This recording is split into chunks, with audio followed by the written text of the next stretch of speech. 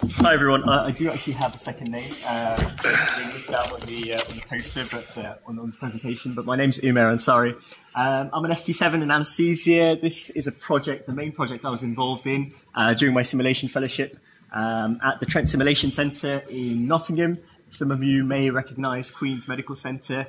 If you don't, Wikipedia reliably informs me that it is the second largest hospital, teaching hospital in Europe. We were unfortunately surpassed in 2012 by the Royal London. So it is a big place, and I just want to talk you through this project that I am using for my MSc dissertation.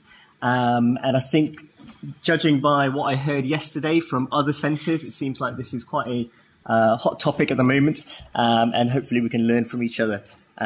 So without further ado, let's get started.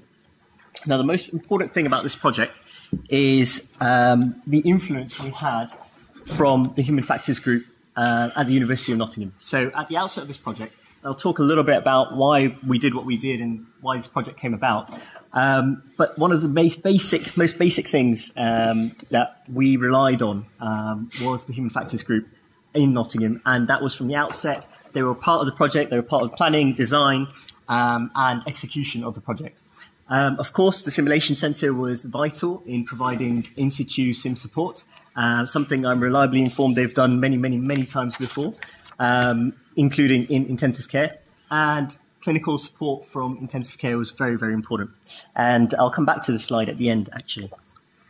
So a little bit of background for you. I'm sure most of you, if not all of you, are aware of what we refer to as extubation. What we're talking about today is unplanned extubation in an intensive care or critical care environment. We're talking about ET tubes and tracheostomy. So we're talking about tracheostomy dislodgement or displacement. Why does this happen? Well, in intensive care, there's many reasons. There's multiple reasons.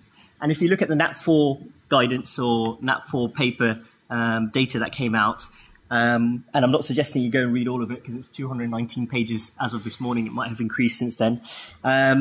It quite clearly points to difficulties encountered with patients who have unplanned extubations in intensive care.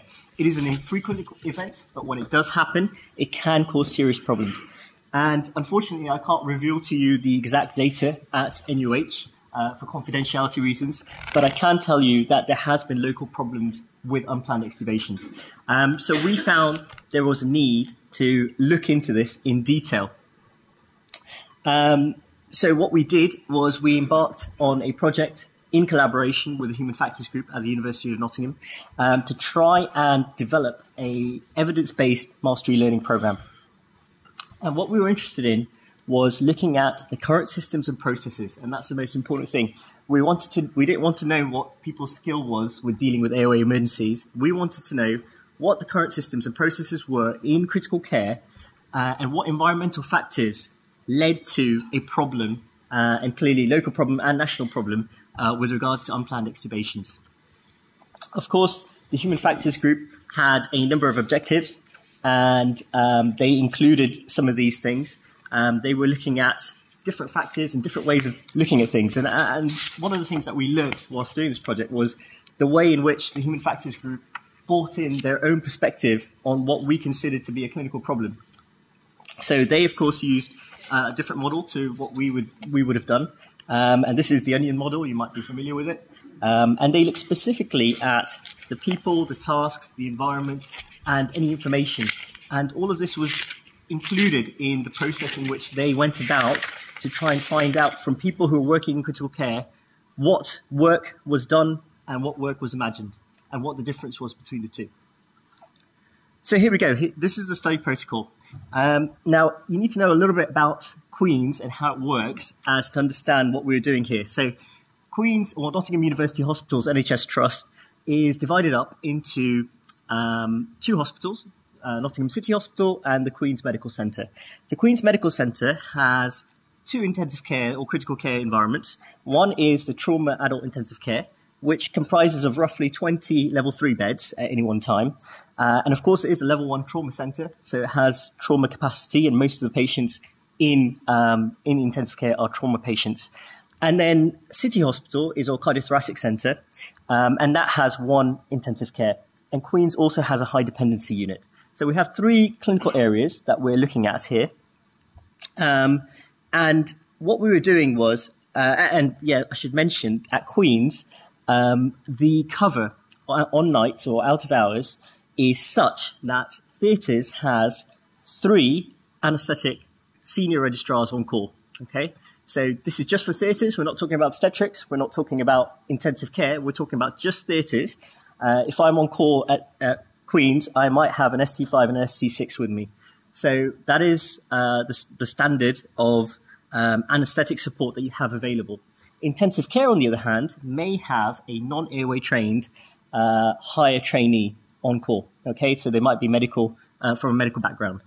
And so, as you can see, if there is unplanned extubation or intensive care, sometimes the only airway trained person to go there is the third on-call anaesthetist, who may or may not be busy in A&E, or they may or may not be dealing with somebody who's dying on them in theatre. Okay, so going back to the study protocol, we developed a hierarchical task analysis, and when I say we, I'm talking about the human factors group, of course, together with input from myself and Tom, who's one of the clinical fellows as well. And this was based on national guidelines on what should be done. You know, what should you actually do if there is an unplanned extubation, and how you should deal with it. Then the human factors group went on and did some interviews. So they interviewed a total of 11 nurses and 10 doctors. Each interview lasted about 45 minutes. There was 5 airway trained and 5 non-airway trained doctors.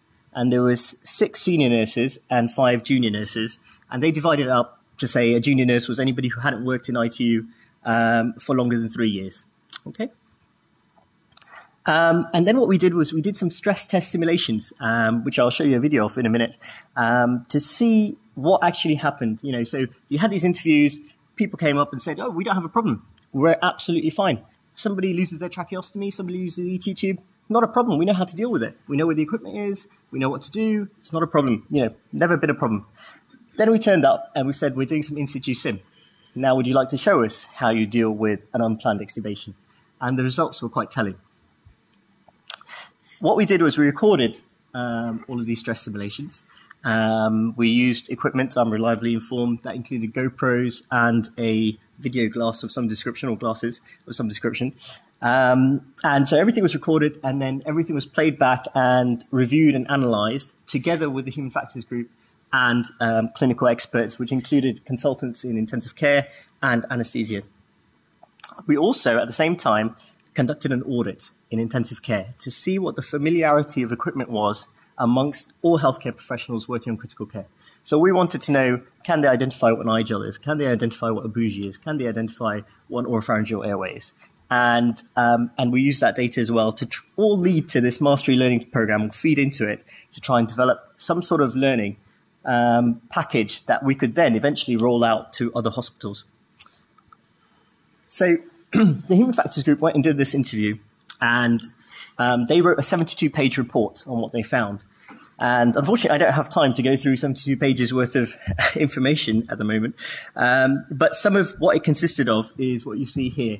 So you can see they take a very different tack to how they go about doing something compared to what we would do. So here's the HTA.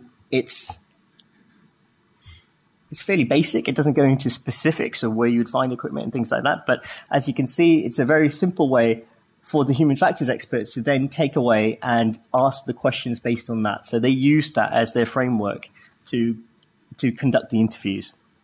And there's multiple other things there, which I'll skip over. So here we go. So this is the first, well, this is actually the third stress test that we did. This is E12, which is the high dependency unit. Now, straight away, you can see there's a lot of people in that image, including some observers. You probably recognize Bryn there wearing the glasses at the top. The chap standing next to the window closest to you is Dr. Steve Gill, who is also an observer. But I'd like to point out that consultants in Nottingham University hospitals wear grey, and notice where they're standing. This is obviously during the in-situ simulation. This patient has SATs of 60% at this moment in time. And this person who's looking after the airway is actually a CT1 in anesthesia. So some of the things that we found, we'll talk about in a second, but you can just see what is going on there. And this is quite interesting. So I want to show you a video now. This is from intensive care itself. this is the first stress test simulation that we did. The person who's managing the airway is ST5 in anesthesia.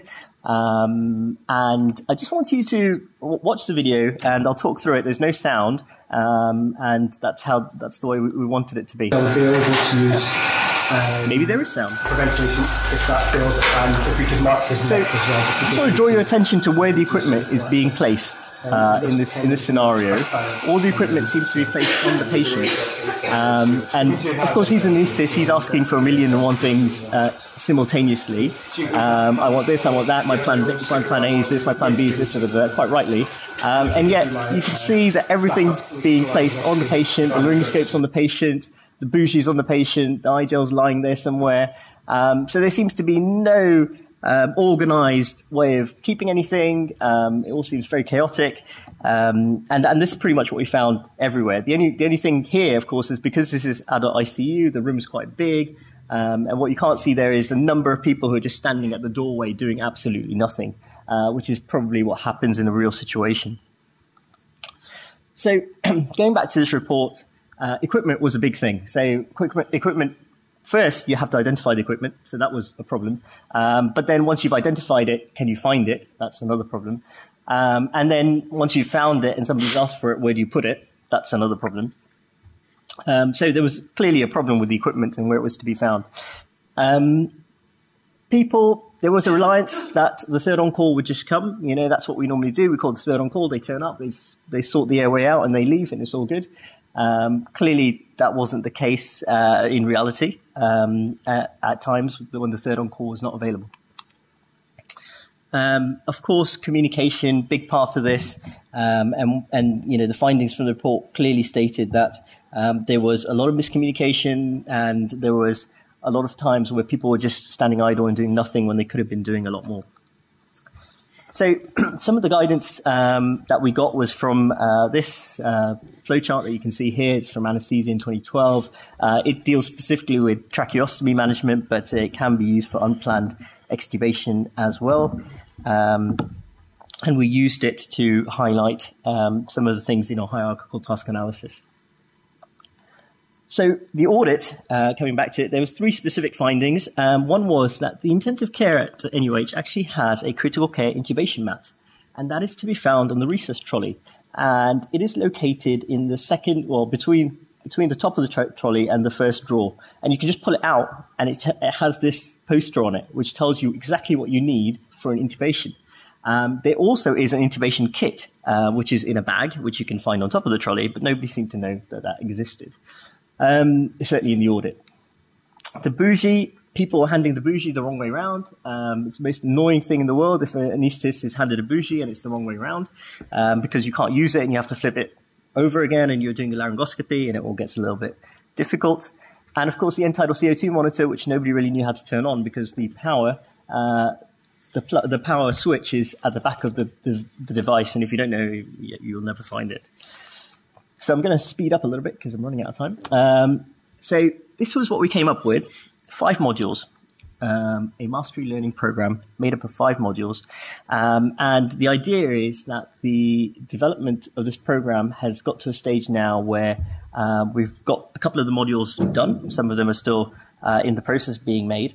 But the overall plan is to divide them up into modules so that each individual module can be done by different healthcare professionals, and we want nurses, on intensive care to be able to do one or multiple number of modules and be trained to a skill level where they can do what junior doctors would normally do in response to an unplanned extubation. That is the level we're aiming for. So very quickly, just to propose bedside management. So this is what we suggest where people should be. So your airway doctor 1 and 2, your senior doctor should be standing at the head end, not next to the window. Your airway assistants, ODPs, your drugs, your runner, your airway trolley should be positioned there, and your team leader and your scribe. And that's something that we've come up with and think that it works. So what's the impact at NUH? Well, we're going to continue to do these stress tests and roll out these, the mastery learning program. But more excitingly, we're going to be rolling this out to other trusts within the region. And we've got interest from 2 big hospitals in our region who want us to come in with the human factors group and have a look at their specific circumstances and incorporate our program into their hospitals. And I shall leave you with that. Thank the team. Obviously, there's a lot of us. Special thanks to Gina, who's from the human factors group, who came up with who made the report, and of course Bryn, who is one of the leads. Thank you very much. Thank you. Any questions from the audience?